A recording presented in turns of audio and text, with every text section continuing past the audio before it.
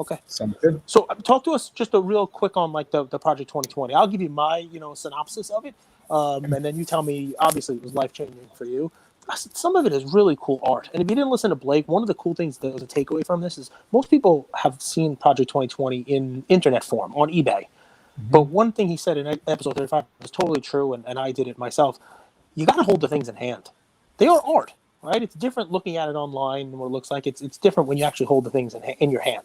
Two, and this is really what I want you to comment. It's look back on it for me, right?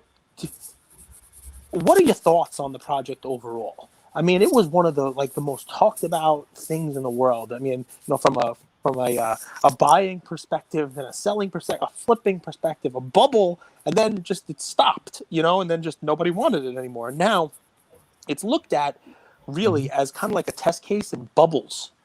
In our hobby, at least, whenever somebody says, "Oh, that's not going to last," immediately the next sentence is, "It's the next Project 2020." Crazy, right? Do you even know that? I mean, have you?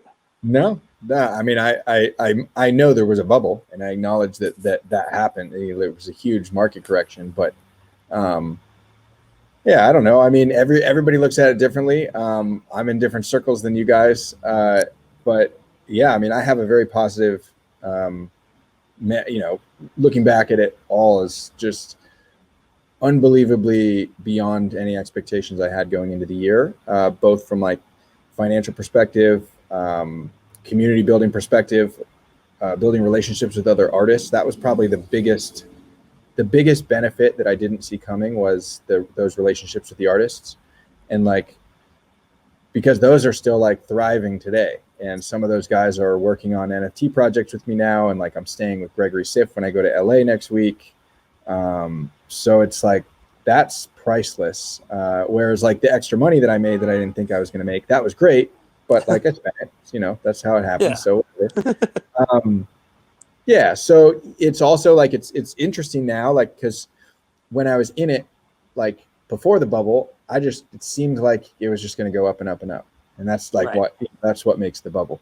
But I was definitely on that train or rocket ship. Well, you were buying your stuff back, right? You were buying them yourself.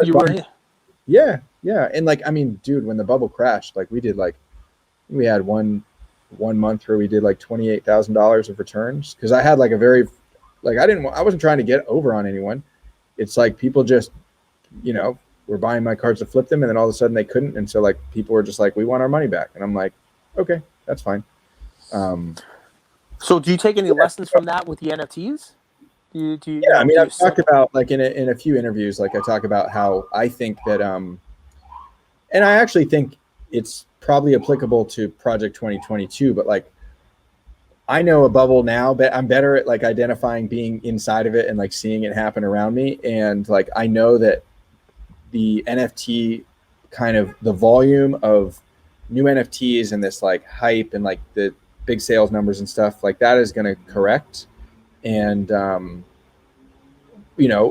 prices are going to come down, I think, to earth a little bit. I think that's going to affect different projects in different ways. There are certain projects like Beeple that is such an iconic thing that's like synonymous with NFTs.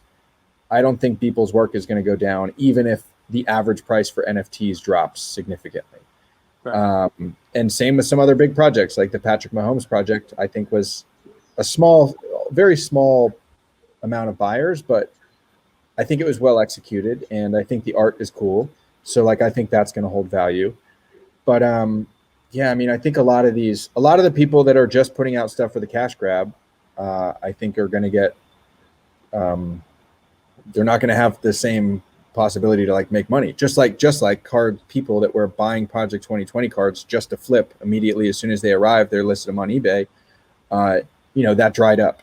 I think that same thing will happen, but I think of it more of a hype cycle than, and I can't remember who, I wish I could credit the person, somebody on Twitter saying like this NFT thing isn't a bubble. It's a hype cycle.